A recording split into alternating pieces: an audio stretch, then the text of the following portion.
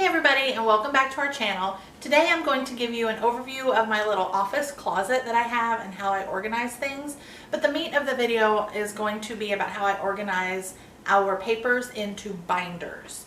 So this is our closet, and I used to have an office in the basement and I found that I never used it and it was a total waste of space. So now that space is storage, and I work mostly at the dining room table. That is where I work most efficiently because it's in the heart of the home, and I can still be helping the kids or cooking lunch or whatever I need to do while I'm working, and it's an accessible space. But with that comes a challenge of where do I put all the stuff that we use for office and work and it not be out in the open. If you watched my video about the Friday work box, you saw the 3-tiered rolling cart that I use that has things that I use every single day when I'm working. So I want to show you today just the overview of where the other stuff goes.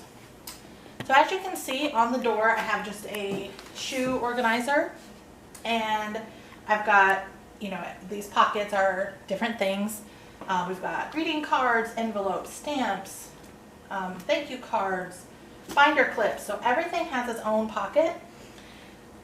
And I love my labeler. I have not labeled these pockets yet, but I think I'm going to. So over here on the shelves these are labeled actually. Up here are our home manuals. These are extra like flat office supplies like folders, large envelopes, clipboards, things like that. My husband has a shelf. Olivia has a shelf. This is extra. Carter has a shelf on the bottom. And then my Sunday basket actually lives in here instead of the kitchen counter like it's supposed to, because we just don't have that much space on our kitchen counter. So my Sunday basket lives here.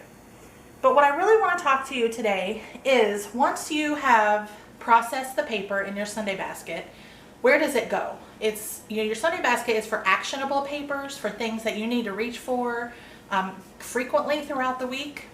So once you've dealt with those papers, where do they go? So if I can get a zoom in up here, I will pull these binders down and show you what's inside. But I do have a home information binder. We each have a medical binder. I have a Christmas binder. My husband and I have a school and work binder. And then I have a completed weddings binder for my business. I also keep very important original documents, birth certificates, marriage certificates, flash drives with photos, things like that, in a fire safe up here. So that's where everything pretty much lives in this closet. So this is our household information binder, and it is a 2-inch binder, so you can see it's pretty full.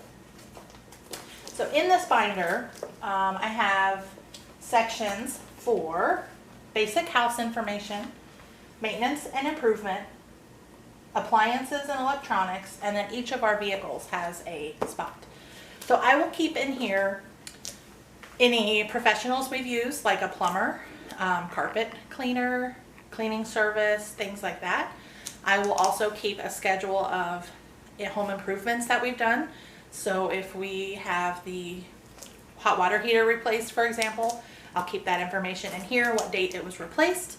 For our cars, I will have any receipts and any maintenance that we've done. If I can find the logs that I use for maintenance for both our cars and our house, I will put the link below. If I can't find it, I will link some that are for purchase that are very similar that I can find. So that is this binder, home information. Now we each have a medical binder, and this is just, I believe, a one inch, maybe a 1.5 inch binder. And you can even see the tabs here, so I don't show any of my medical information. We have general health information, health insurance, vaccine records, well visit information, sick visit information, dental, OBGYN, vision, chiropractor, dermatologist, and it's really customizable to your situation. So if you have a cardiac doctor, have a tab for that. If you have a child who has braces, have an orthodontics tab. You can have whatever tab you want, obviously. I've labeled my own tabs with the information that's relevant to us. Now within each section, I keep basic records. I can link this below. I believe Lisa still has it available. Basic family information sheet. There's an adult one and a child one. I have one filled out for everybody, and I tend to update those yearly. I have copies of our insurance cards, and then of course any paperwork from the doctor I have here. Now, the key in this is remembering when you go to the doctor to pull out your binder and take with you.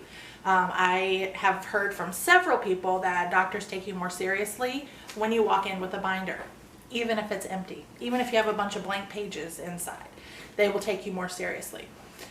I haven't experienced that, but luckily we haven't had too many health issues that we've had to deal with.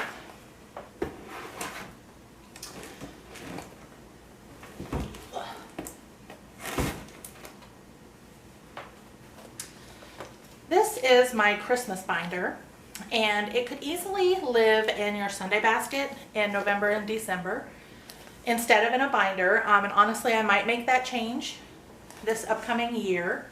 But inside I have Thanksgiving meal planners from years past. I have cards. I have Christmas themed stamps that I wanted to keep for next year. Receipts from last year that probably can be tossed out by now. But every year Organized 365 does a holiday blitz. I have those worksheets in here, and I've got them dated up top with what year they were from. I have lists of our favorite traditions, lists of our favorite holiday food, anything pertaining to Christmas goes in here. Once I start making gift lists, idea lists for people, it goes in here. Once I start purchasing Christmas gifts, I'll put receipts in here. I'll have a list of gifts the kids receive from family members. So hopefully we can get around to thank you cards after Christmas. All of that lives in my Christmas binder, and like I said, probably in a Christmas slash pocket this upcoming holiday season. All right, and the last binder I'm going to talk about is our work, school and work binder. My husband and I each have one. They're both set up the same for different jobs, obviously. But inside I have a section for our college information, which includes our transcripts, GRE, test reports, anything like that. I have a section for each job that I've had and any reviews or paperwork that goes along with it. I have a section for pharmacy licensing and pharmacy certification from a previous life, I feel like. But I like to keep that information. And again, all the jobs that I've had have their own tab. In addition to reviews and hiring paperwork, I like to keep any thank you cards I get from that job, any awards that I've won from that job, any certifications, anything related to the job. Even, you know, an updated resume would be nice to keep in here, even though all that's digital now. But it's nice to have all this for reference. So those are all my binders that I use to organize paperwork it's kind of in between archive and accessible paper. So it's just kind of a holding place. It's easy to refer to that. It's easy to take it with you. You're not digging through a filing cabinet trying to find one piece of paper amongst 1,000. Usually I know right where to go to find the information that I need. And one other binder you could have that I know a lot of people have is a home financial binder, which would be a lot of the information that I keep in the home maintenance binder. Some people have a separate binder for their cars. You can organize it however you want. I just highly, highly, highly suggest using a binder system instead of a filing cabinet.